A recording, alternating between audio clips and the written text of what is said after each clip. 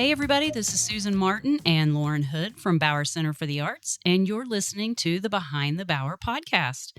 The show offers inspiring conversations, a fresh look at arts in our community, and provides spotlights on artists, performers, collaborative partners, educators, and organizations. We want to celebrate the universal expression of human experience through arts, culture, and our community. As we wrap up our 2024 concert and performance series, today we're super excited to be talking with the members of New Standard Bluegrass. Yay! They are joining us this morning, and the members joining us are Spencer, Zach, Stuart, and Robert. And just a little background on New Standard. They believe in keeping the traditional bluegrass music alive, playing a mix of traditional bluegrass and gospel music. They want to honor the founding and modern artists of that genre. And they also play some original bluegrass and gospel tunes written by the band members. According to their website, and they may correct me, it says they've recorded 2 albums with both original songs and more.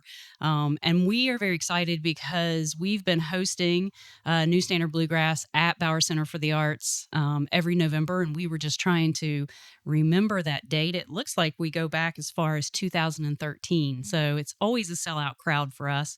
And I just want to say good morning to everyone. Hey, good morning. Good morning. Thanks for having us. So I'm going to turn it over to Lauren. She's going to start by asking a couple of questions. And since we have several folks on the podcast this morning, we'll just kind of take it slow and let everybody have an opportunity to respond if they'd like to do so. So Lauren, I'm going to turn it over to you. Yeah, we're happy to have you guys on this morning. And so I'm just going to get us started with a little bit of an introduction. So if you guys could tell us a little bit about yourself and how you got into music.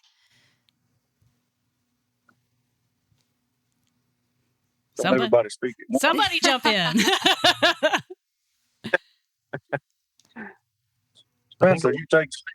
A lot of us, we actually met when, at least 3 of us met when we were students at Virginia Tech. Myself and Spencer and Zach were undergraduate and graduate students at the time. And we all actually just kind of met organically through a network of friends that, I think Zach and Spencer had known each other for a long time.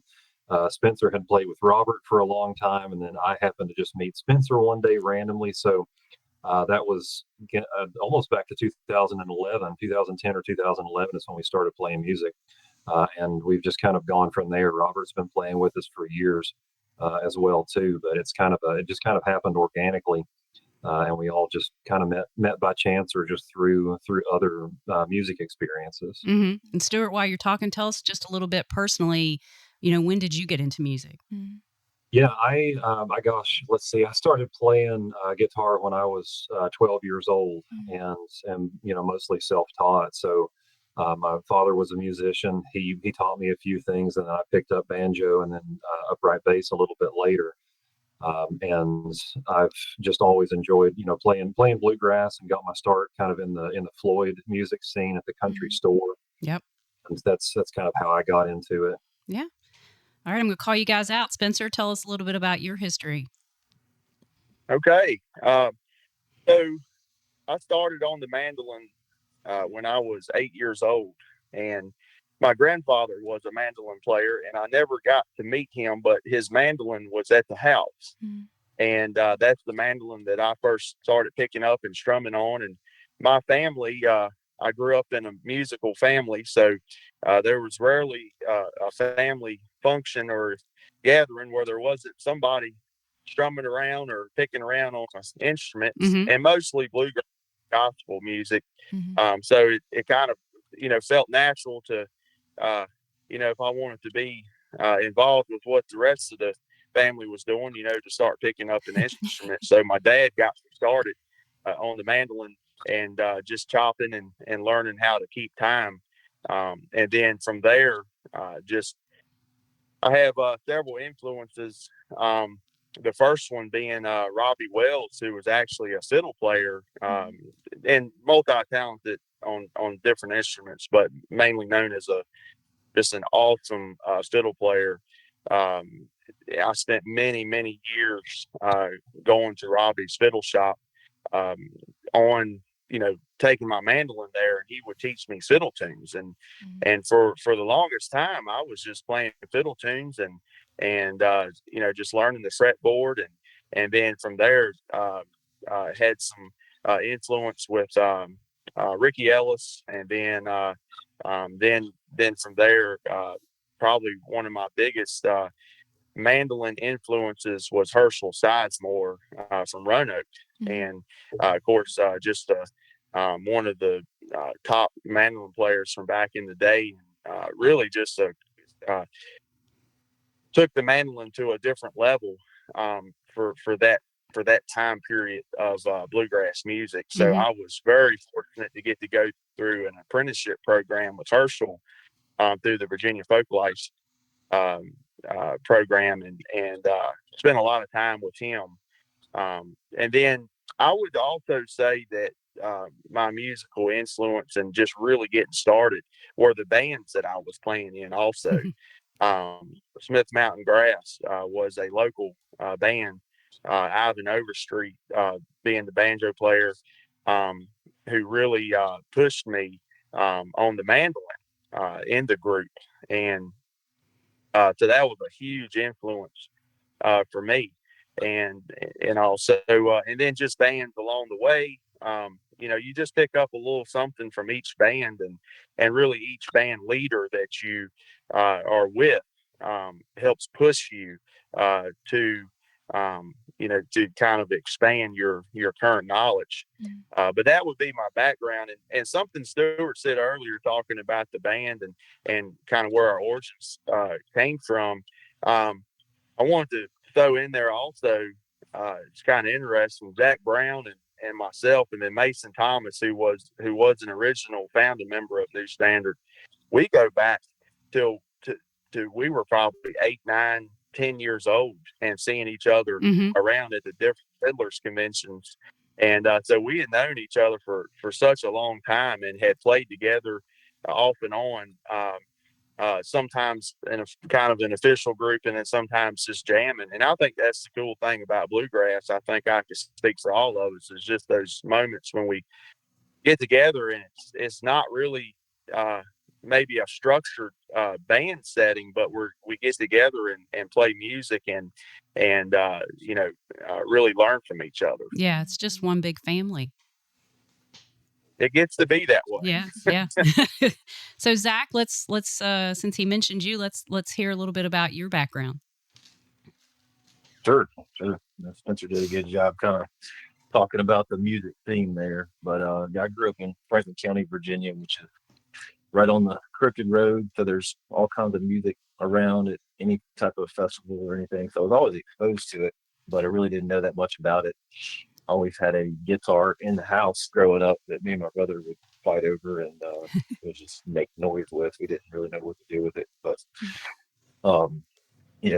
me and my mom and my brother and my grandma all got in the car and went up to the movie and saw the Oh Brother Where Art Thou film. Everybody knows anything about bluegrass remembers when that happened. Kind of the revival of the music and the art form. And on the way home, we had to stop at back when they used to have music stores that sold physical copies of CDs and things like that. We had to get the soundtrack, and we wore that thing out, listened to all the songs. And I just remember this feeling, hearing that music, and it just woke something up inside me. And so me and my brother decided we were going to learn how to play. My great uncle is a longtime fiddler based out of Franklin County. He ran a cabinet shop, but he was well known for his fiddle. He had a country band, and he played with several bluegrass bands, and he also gave lessons. So I'd say within a month of seeing that movie, me and my brother were both at his house every Tuesday night for several months straight, just getting basic lessons. And my brother wanted to learn the guitar, so I told Uncle Dewey I want to learn how to play the fiddle. And he kind of winced a little bit, because if you've ever heard a child try to play the fiddle, it's not pretty tight. So he encouraged me to start on something called the mandolin, which I had never heard of before. Maybe put one in my hands, and I fell in love with it. And it was all history from there. My mom would take me and my brother to the carpet shop up in Franklin County, Bernard's Carpet and Tile, which is now been converted to a daycare. But It was the perfect place acoustically for music because of all the carpet in the warehouse. Absorbed the sound. It sounded really good in there. And there's always a bunch of old dudes sitting in a circle, and they would just pass it around and play the same old songs every single week. But that repetition and learning that rhythm really helped us go from kind of being shy and afraid to put ourselves out there to next thing you know, we're standing right in there with the old guys taking breaks and jumping in. And then from there, kind of like Spencer said, got the opportunity to join the Blackwater Bluegrass Band, which was like getting 3 bonus dads all at once. And they really pushed me to do things I was not comfortable doing. And I think it was literally the first band practice. They said, "So do you sing?" I was like, "Oh, no, no, no. I'm just like an instrumentalist. I just play." They're like, "Well, you're going to sing with us." So from there on, I started singing the tenor part because I think maybe being 13 at the time, my vocals were perfect for those high girly parts, and been doing that ever since. Really, just playing every time I got a chance, and just pushing to be a member of the band. I think for me, that's what's more fun than just playing individually. Being part of something bigger, feeding off of each other in the band. Yeah, exactly. Okay, last but not least, Robert, tell us a little bit about yourself. I was wondering when it was going to get to me. all the guys got real good stories. For me, I started when I was about 10 years old. I think I told my dad I wanted to learn how to play the banjo. And he said, "Oh, really?" So we borrowed a neighbor's banjo. I think it was about $50. And set out, Spencer mentioned Robbie Williams. This guy was Robbie's brother. He was teaching instrument lessons in Lynchburg. His name was David Wells, and he's still in Lynchburg teaching a little bit today. Mm-hmm. And I took probably 3 or 4 lessons, and he told my dad, he said, "I think he's going to do it." So then we upgraded to probably a $400 banjo, and spent probably, I think I took maybe 5 years worth of lessons, and it got to be where I was not wanting to practice what he gave me. I was picking up stuff off of CDs and playing it for him when we went back. And he was like, "I can keep taking your money, but I'm really not helping him."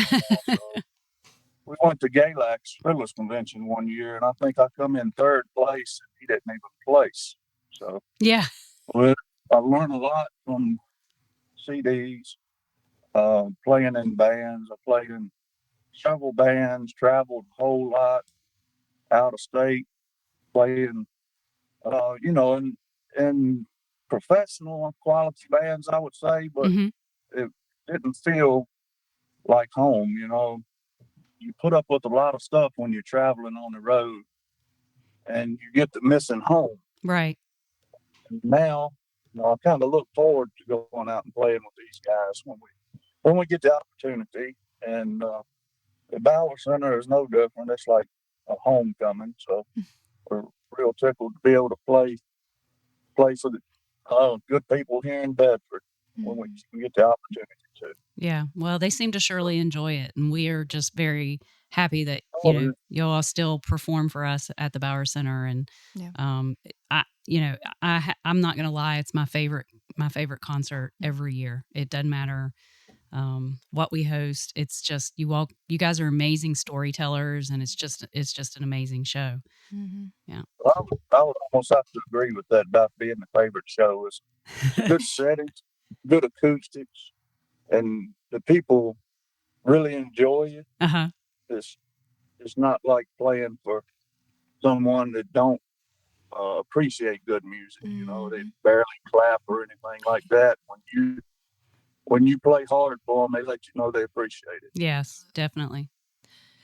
Yeah, no, whenever we do podcasts with performers, that question of like telling us a little bit about yourself and then how you got into music, that one's one of my favorites because it's always so interesting to learn about, and there's a big connection in family and family introducing the performers to the music that they're into. And so that's always really interesting that for the majority of you guys that it was family that started your love for bluegrass, and I always love to hear about that.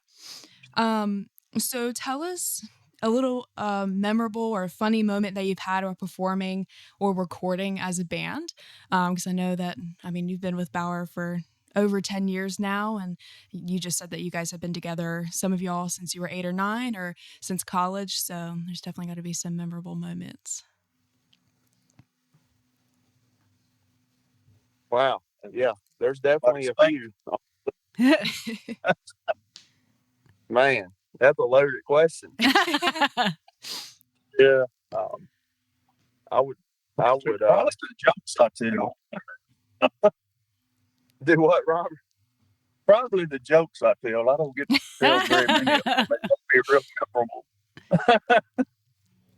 I mean, I would say one thing, just a collective memorable moment, a collective of memorable moments of uh, being on stage. So New Standard, for me, we're this group that we've been together for a good number of years, and like I said, even prior to the official start of New Standard, some of us were together. Uh, whether it was in a band or just jamming together prior to start a New Standard. So one thing that's always interesting to me that again, when I say like a collective memorable moments, for me, it's just when we're on stage. Sometimes when we do get together to practice or run over some new songs, or or somebody has wrote a new song and we're covering some new material. I know for me personally, sometimes I just I'll be playing in practice, and I just feel like, oh man, I'm playing parable today, and things, what I'm doing, I just don't like. But there's an energy when you get on stage, and I think it goes back to what Zach Brown was saying about being a band member. And it's funny with New Standard. I feel like when we go on stage, it's like we lock in with each other in a way that makes it very fun from a musician standpoint when we are there playing on stage together. And you'll notice that traditionally we usually always play around a single condenser mic, and we may have a couple of instrument mics there also, just to help the sound get out from the stage. But typically we've stuck with that single condenser mic type setup, and some of the reason of that is due to how we feed off of each other on stage and that energy. So there's so many little moments along the way that somebody will do something, and the rest of us are just standing there looking at each other, almost getting tickled over it, because it's like, man, that was awesome what they did, and we were able to do that together, just just energy together. And I know here recently, Zach Brown and I, we heard Robert do something on the banjo, and we just look at each other and we just start laughing. I mean, we can't even hardly sing, because we're like, where did that come from? I mean, Robert will do things on the banjo. They do that to me quite often. Just laugh at me. and it's a joyful laugh, because we're just like, man, are we really getting to do this right now? And so I would say for me, those moments on stage are really memorable, and um, in certain performances too, that it's like Robert was saying at the Bauer Center. There's a special feel there that we don't always get at every show, just due to the setting, the theme, what the event is for. But the shows like the Bauer Center in particular are very memorable also, because of the scene, the energy that's there, the crowd. I mean, the crowd for us is so memorable. And I know one show that we played earlier this year, even the crowd was just there. They were just present. They were excited. Um, when you look out in the crowd and you see somebody singing along with what you're singing on stage, I mean, those are moments for me that are very memorable. And that just stick out, and they kind of go into a whole collective, uh, uh, you know, uh, memory group for me, more or less. So, Yeah. Anybody else want to chime in on that one? Well, I I think will. If somebody else wants memorable, say, performances for me, there's been a couple, and I'll touch on one of them with New Standard as far as being funny moments. If you look back at a video from the Bauer Center from last year, we had a request for me to sing a song, and I had to take Zach's guitar and put him on the fiddle for this particular song. And if you watch the video, you'll know what I'm talking about. Zach is a little thinner than I am, and his strap, the guitar looked like a bolo tie up under my neck. So I tried to take his strap and put it in a different hole, and I couldn't get it in that hole. And then I finally was able to get it back in the hole he had it. So I was just, I said, if I don't choke to death, I'll sing y'all this song here. That was a funny moment. That did happen at the Bible Center. But memorable moments, it could be playing with some of your heroes. Spencer talked about playing with Herschel Sizemore. He was sure good when I played with him a few times myself. Mm-hmm. And then a couple I would classify them as legends would be Dave Evans. I had a chance to play a little bit with him one night in Madison Heights. And then rode the bus a little bit with Bill Harrell and played several shows with him. And to have those people look at you, like what you're doing, that says a lot, because they have played with a ton of people. Mm. It kind of holds a special place for you. I bet. Yeah, I love that. So what is next for New Standard? Are there like any projects or any collaborations coming up that you guys want to share about? I hope so.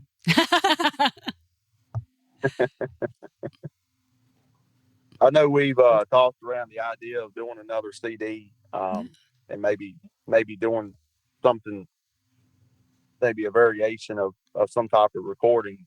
Mm-hmm. But I know one thing. Just looking forward to booking shows for next year. We've had a couple shows that we have played off and on through the years that we haven't played for a few years. So, and, it may have, kind of talking about having that chance of booking that show this coming year.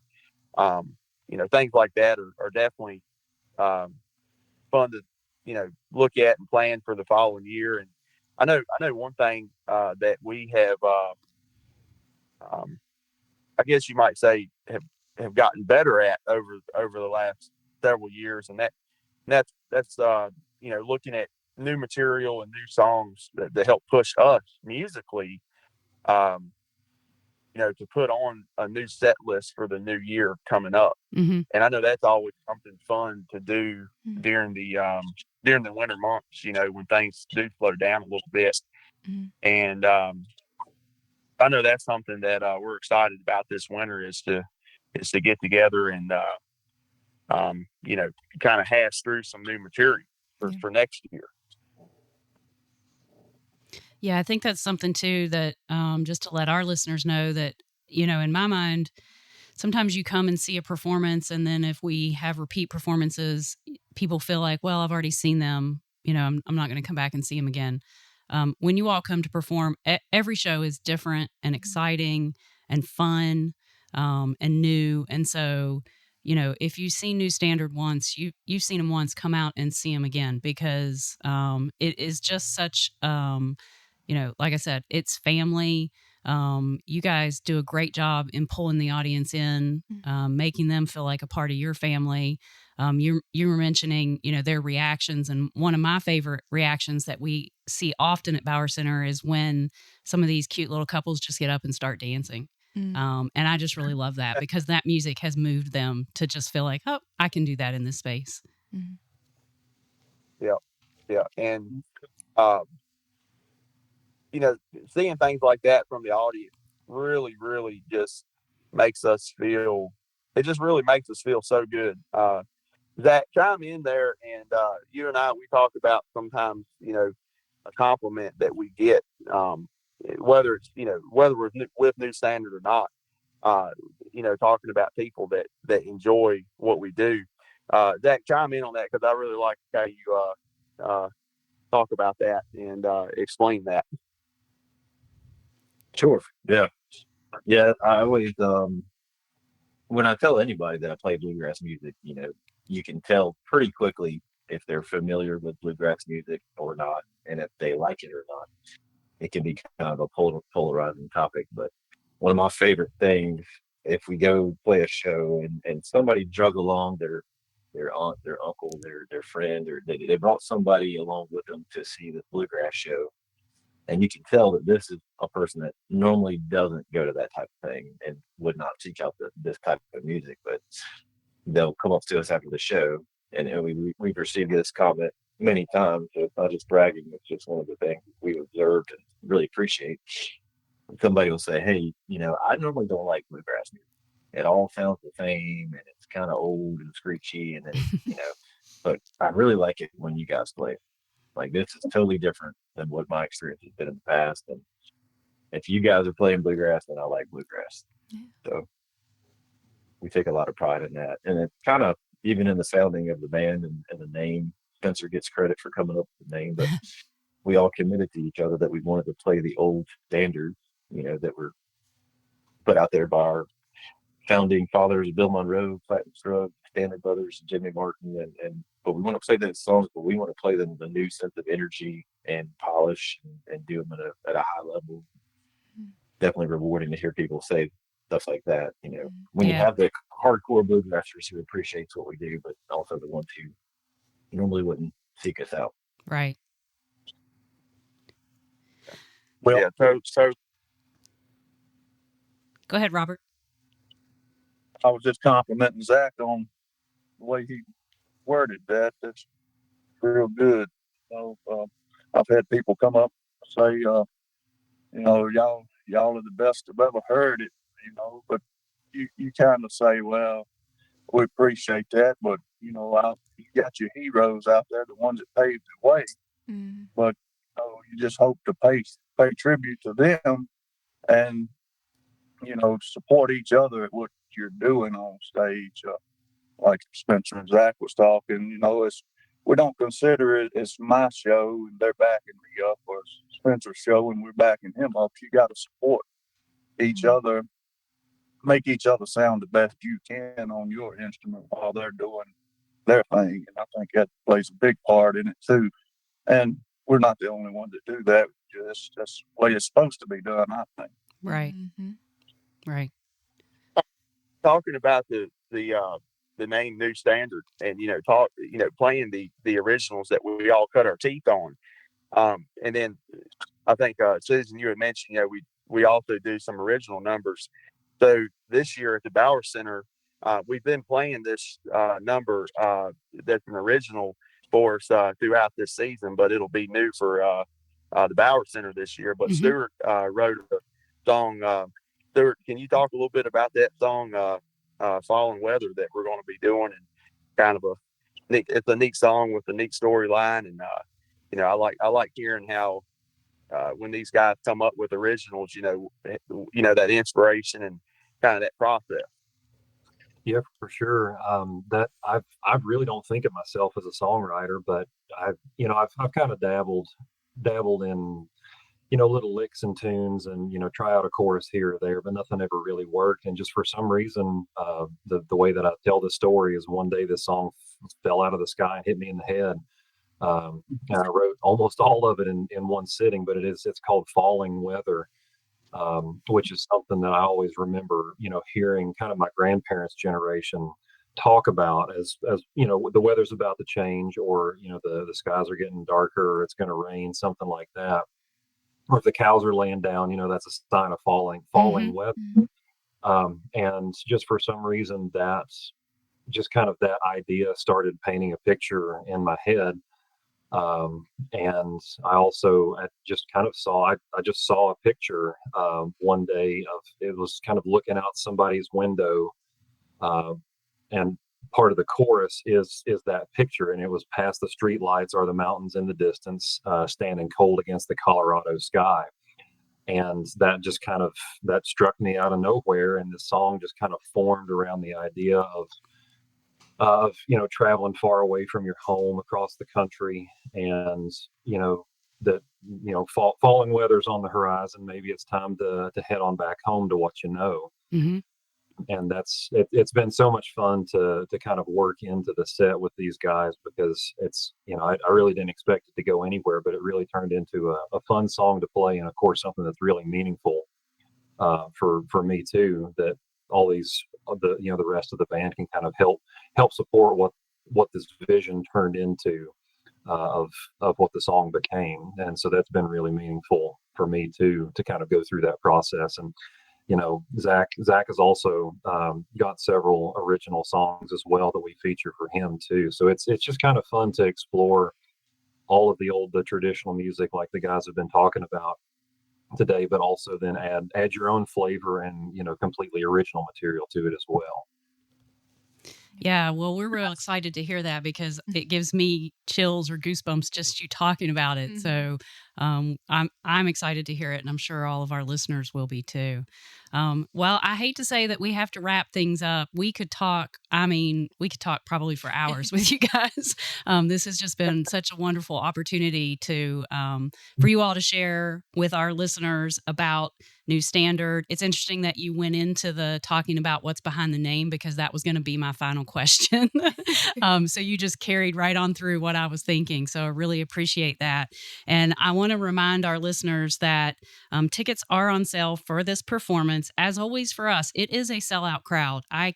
In all the years that I've been here, it's pretty much been to the walls. So if you're waiting to the last minute to get your tickets, definitely get them this week.